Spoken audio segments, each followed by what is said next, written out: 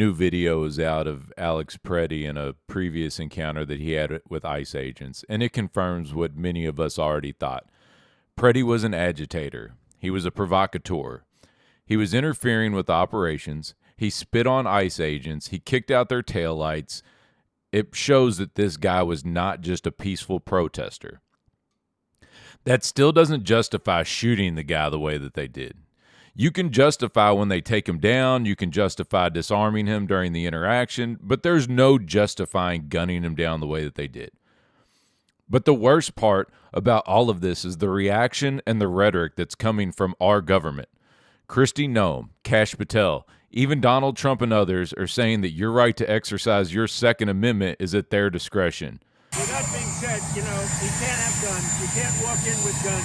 What about the Second Amendment? Listen, you can't walk in with guns. You can't do that. They're outright lying, saying things like he approached them with his gun out as though he had it drawn and was ready to fire upon them. They're saying he intended to kill as many ICE officers as possible because he had 2 magazines. There's no evidence of that. He had plenty of chances to open fire.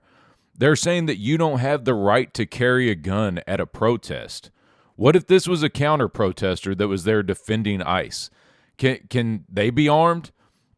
I know if I was going to be in a radical leftist city like Minneapolis, I would want to be armed. I think you're crazy if you go anywhere without a gun, especially a large metropolitan city. But regardless, here it is, another divisive issue, and I don't support either team. I got no dog in the fight. I'm a libertarian. I'm an independent. I'm used to being hated by the left and the right because typically they want you to take a side. See, the left is trying to promote this guy as though he's some kind of patriot because he was a nurse and he gave a eulogy for a veteran. He was not a patriot. He was trying to protect illegal immigrants. He was interfering with operations of ICE agents that were just trying to do a difficult job. They're trying to do a difficult job, and people like Alex Pretti are making it almost impossible. So he's not a patriot. But the right is doing mental jujitsu, trying to figure out how they can justify doing unconstitutional actions, but still claiming that they support the Constitution. Apparently, they can justify, further abolishment of the Bill of Rights, no Fourth Amendment rights, no Second Amendment rights, no First Amendment right. They're completely trashing the Constitution. And just remember that all of the unconstitutional actions and unconstitutional executive action that you're supporting now is setting the precedent for the next administration, who potentially will be another radical leftist. I've got right-wingers commenting on my videos accusing me of being a socialist, telling me that I need to think about what I'm saying. No, you need to think about it.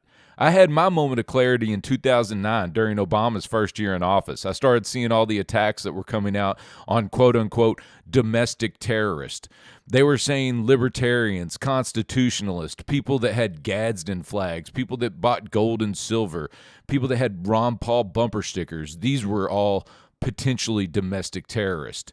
And then I realized that all the unconstitutional things that I supported during the George W. Bush years, the things justified to fight the Islamic extremist terrorists, could just as easily be turned around and used on us. Thank you for listening. Please like, subscribe, and comment.